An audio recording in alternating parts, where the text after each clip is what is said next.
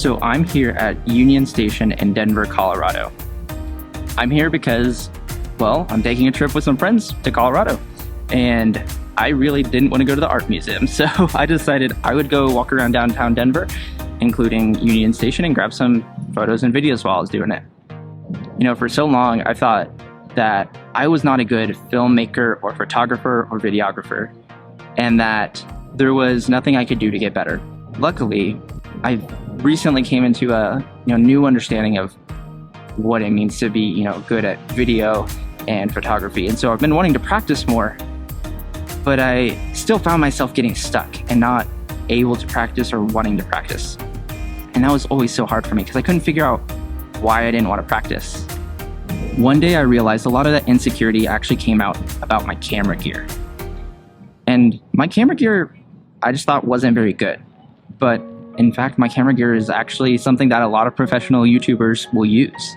So there's nothing wrong with my camera gear. So what's the problem then? Really, the issue is my perception of my camera gear, the way I'm seeing it. Our perception of things is extremely important. If we perceive something to be broken or not very good, we're just always going to see it that way. And this works for ourselves and for our relationships and for my camera gear. So I perceived my camera gear as not being very good. So I decided that there was no point in filming because my gear wasn't good enough to create the videos that I wanted. And it created this awful circular logic of, you're just not good enough. Your camera's not gonna make what you want. You're not good enough. And all of this really rough circular logic kind of kept me stuck where I was. And the worst part about being stuck in this circular logic is it just leaves you unhappy and unsatisfied. And I knew that I wanted to break this cycle and change my perception of how my camera gear was and how I was as a filmmaker. I had already gotten to the point where I believed I could achieve anything I wanted when it comes to film, but not quite. It didn't quite feel the same way about my gear. I started questioning the beliefs that came from all of it. The beliefs that I really came to were my camera is not good enough for professional video, and I need a full frame camera to make good videos. Now, both of these are not true, but that's what I believed. Once I found these beliefs, it was important to find counter beliefs, something to replace those beliefs with. So actually, I came here to the platform of YouTube.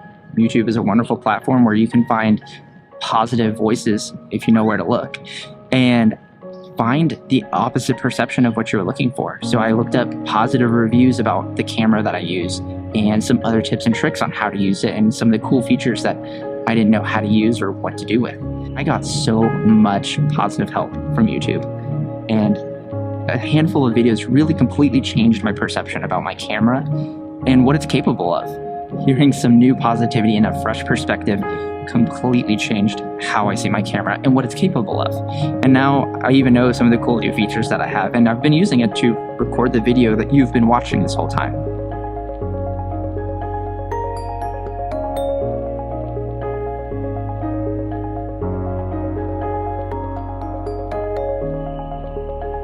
Now there's a good chance that you have some bad camera gear in your life. Now I don't know what that looks like. Could be a relationship, could be your job. You can always challenge those perspectives and beliefs that you have with a fresh new positive perspective to see if there is maybe a different reality that you're not aware of.